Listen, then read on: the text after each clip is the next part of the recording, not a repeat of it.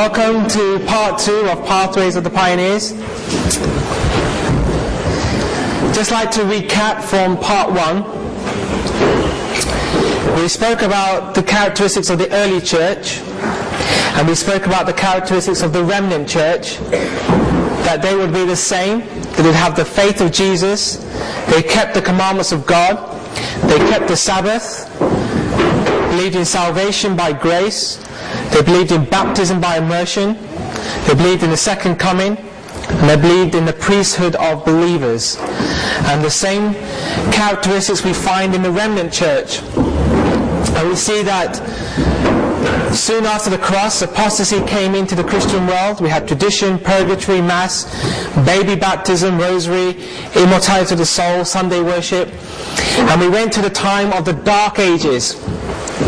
And then God brought about the Reformation while the church was in the wilderness, and eventually came out after 1844, the remnant church, the Seventhday Adventist church. During that 1260-year period, the papacy reigned. They brought about strange doctrines, persecution. They say between 50 to 100 million Protestants and faithful Christians were killed because they believed in the Bible and the truth. And today, we find that the Catholic Church is getting stronger. We're told in the book of Revelation that though the beast received a deadly wound, it will be healed, and that the whole world will wonder. And today we find ourselves in a situation where day by day the Catholic Church has and is becoming stronger and stronger and stronger. Yet when we look amongst our own ranks, we seem to be becoming weaker and weaker and weaker and fragmented. Our focus has been taken off evangelism.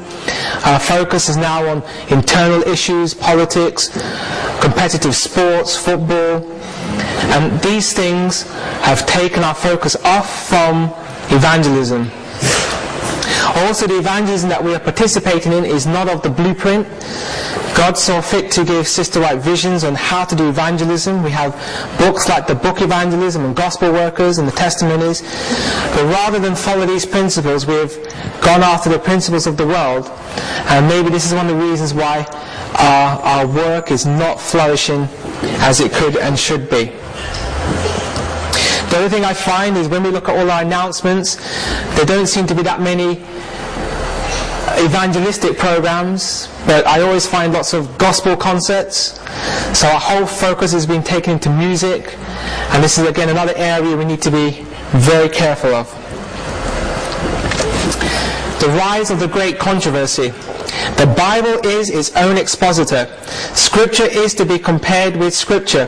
The student should learn to view the Word as a whole and to see the relation of its parts. He should gain a knowledge of its grand central theme of God's original purpose for the world. Of the rise of the great controversy and of the work of redemption. He should understand the nature of the two principles that are contending for supremacy, and should learn to trace their working through the records of history and prophecy to the great consummation. So here we need to have an understanding of the theme of the great controversy. And this is why God saw fit to give us book, The Great Controversy, as well as all the other 4 books that makes up the history of redemption. Sister White tells us that every single Adventist should have a copy of those books, the 5 books of the Conflict of the Ages, and every single person in this world should have a copy of The Great Controversy. Did you know that? Outside of the Bible, that is the book that should be pushed the hardest. The man of sin. The sins connected with the working of the man of sin. Who's the man of sin? It's the papacy, the Pope. Are the last features plainly revealed in this earth's history. So we see that the closing scenes of this earth's history are connected with the man of sin. This is why it's important that our focus should not be taken off the man of sin. In part 1, we talked a little bit about how the Islam faith came into Bible prophecy, and I believe there's more to play as we go through the 7 trumpets, especially in the 7th trumpet. But there's new doctrines flying around in the church where teachings are regarding the little horn power and the 1260-year period, that this no longer applies to the papacy. I don't know if you've come across these thoughts, but these points on the 1260 and the little horn power now apply to the Islamic faith. Okay, so these teachings is taking the heat off the papacy and moving it onto Islam, but this is not correct. We're told that the closing scenes are connected with the papacy. So if you come across that, that's why she says repeat the history of the pioneers and we publish the works of the pioneers, so that we're grounded in the pioneer foundational truths. There is a work of sacred importance for ministers and people to do. They are to study what? The history of the cause and people of God.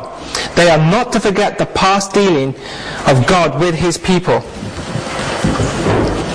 They are to revive and recount the truths that have come to seem of little value to those who do not know by personal experience of the power and brightness that accompanied them when they were first seen and understood. In all their original freshness and power, these truths are to be given to the world. So how are we to give a message to the world if we don't understand or remembering what God has actually asked us to commit to the world?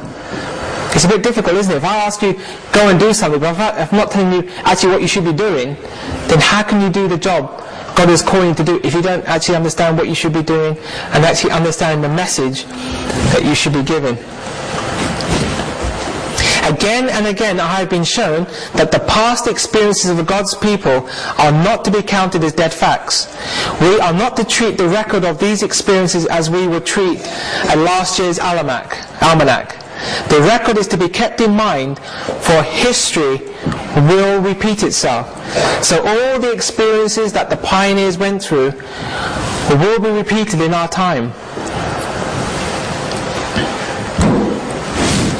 When the third angel's message is preached as it should be, power attends its proclamation and it becomes an abiding influence.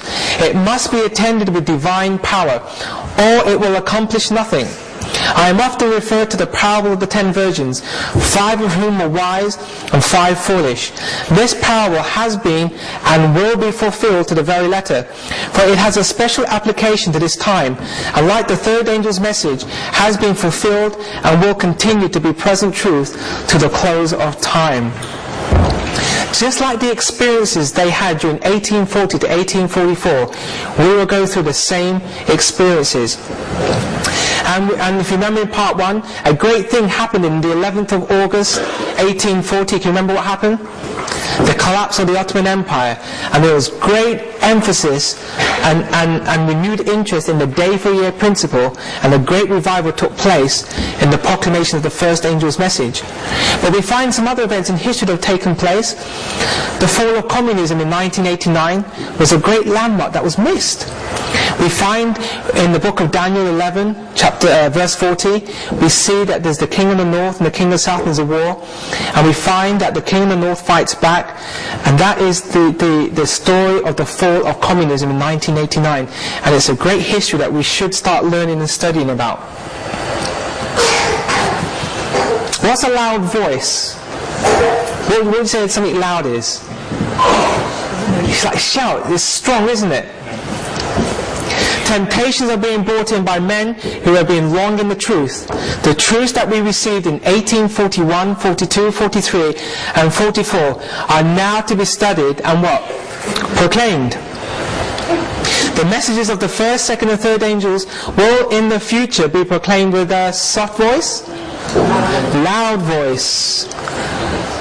Are you presenting it in a loud voice? So often we say, them over there at Watford or Grantham, they're not very loud. But what about you here? Are you loud or are you quiet? They will be given with earnest. What does earnest mean? With earnest determination and in the power of the Spirit. Is this what you're going to do here? Are you going to, with a loud voice, with earnestness and determination, take this message? Otherwise your church isn't going to grow. Here we see the 1843 chart.